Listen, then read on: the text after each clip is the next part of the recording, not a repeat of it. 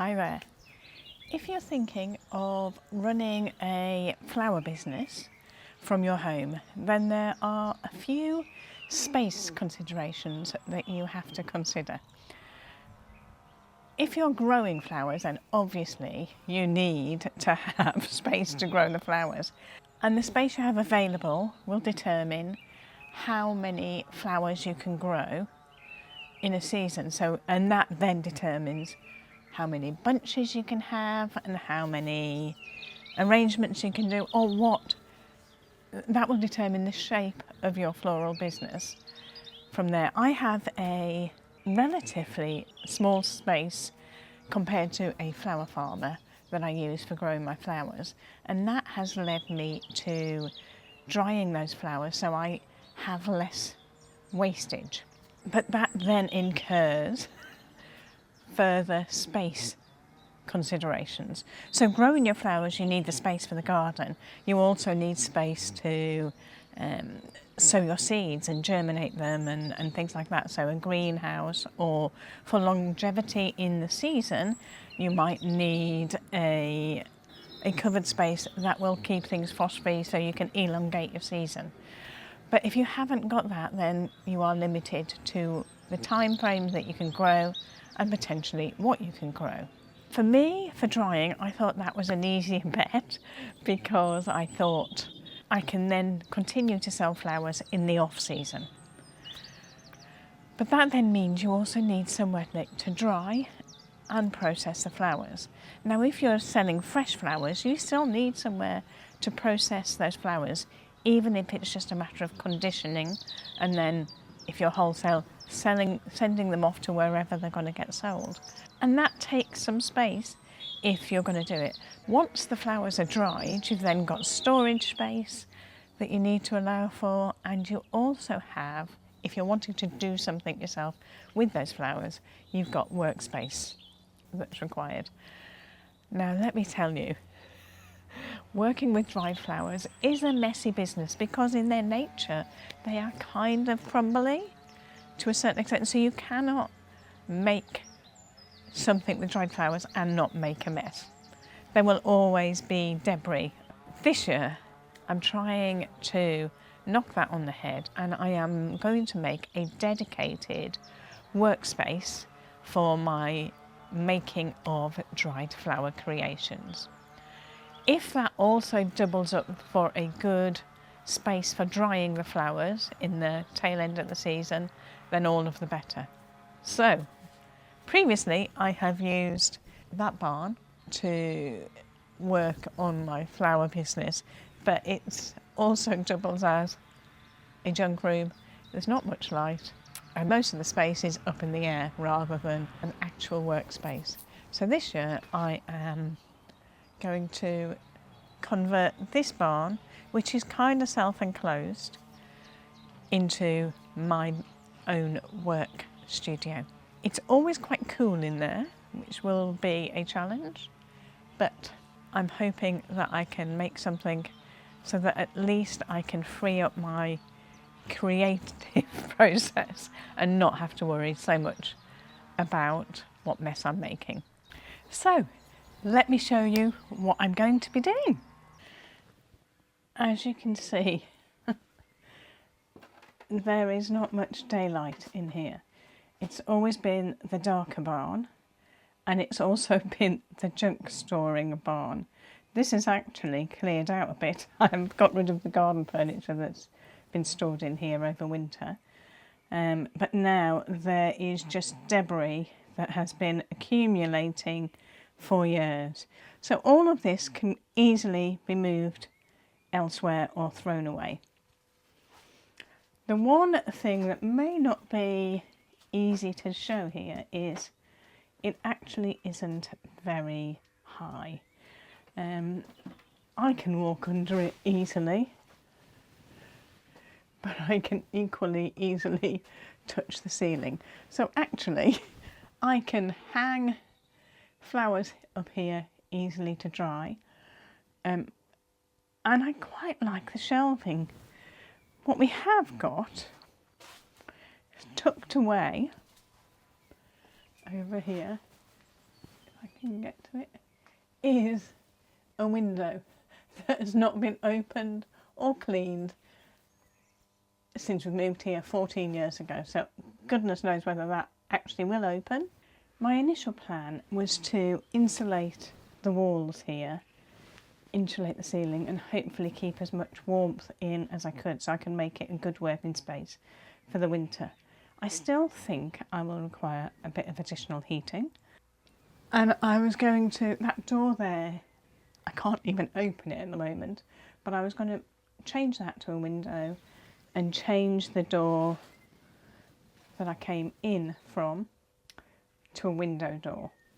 So hopefully that would increase the light. But what I thought, so that was my first, it all needs to be cleared out, insulated before I could actually make it a working studio. What I'm now thinking at the moment is, yes, I need to get these windowed out so that there's more light coming in, but I might just keep the uninsulated look and see how it goes. And it may not even work. The space may not even work properly for me. So what I'm going to do, rather than spend the money out on insulation, I will try and get these glassed up in the near future. We can live with lights at the moment. But what I need to do is clear out and make the space a working space and then see how it goes. So that's my job for the next few days, clearing out all of this clutter and seeing what we've got left to work with.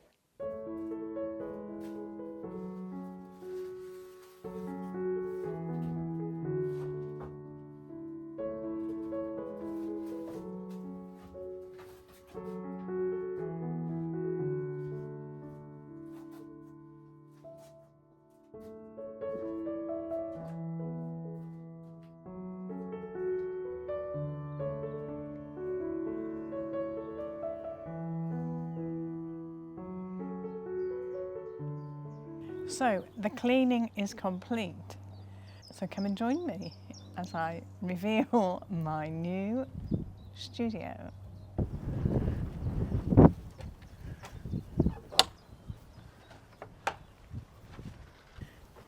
So here we go. Much tidier than when I first showed you the space. In this corner, I have a dedicated packing space for orders, which I'm thrilled about. Is going to be a game changer. And this space, whilst it is a bit cobbled together because I have tried to do the studio as frugally as possible, so it's been a matter of reusing whatever I've had available. It means that these old kitchen cupboards have got all my cardboard and bits and bobs for packing orders, tissue paper. I've made use of the existing shelving that was there to store a lot of my dry flowers. So I've got some shelving in the bottom there. The same shelving I also am using as supports for my table. So it's making use of saving space with shelves and supporting the table. The only problem was I've used two old doors as my worktop. They're slightly different sizes, but I could eventually get them cut to so that they are the same size, but because the shelving doesn't span the depth of the two doors together, that far door was quite sturdy to lean on, but this one was a bit wobbly.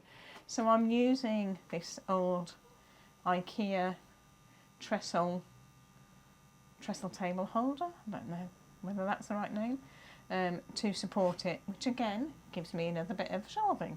So perfect, win-win. So I'm loving all of the shelving space underneath the table, and if you can see, I'm going to close, It also creates space for storing big cardboard boxes. And I can't tell you how much space is required for wreath boxes and bouquet boxes. They take up an enormous amount of space, especially if you're buying in bulk to save a bit of money. So having somewhere to store it is brilliant. On this side, I have a random bucket flower storage system.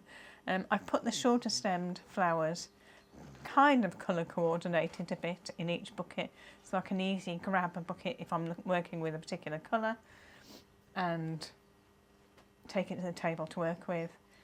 This is an old wood burning stove. I haven't moved it from where it's been dumped several years ago because it weighs a ton, but I am going to try and see whether it is still usable. We had a chimney fire, and when the firemen came to put it out, they just dumped a whole load of water on it, which meant, well, I don't know whether that meant it warped the inside or not. We didn't try it again to find out, and we then did a house extension, which meant that we didn't really need it anymore. But I think that could be perfect for heating this space and drying out the atmosphere and the walls, etc., if they are a bit damp. And that is my main concern about this area, this building, is that I washed this floor a week ago, nearly a week ago, and there is still what looks like a damp patch along that seam there. I don't know why it's taking so long, which makes me a little concerned for whether the flowers are going to get mouldy once they dry, or if indeed they will dry in here.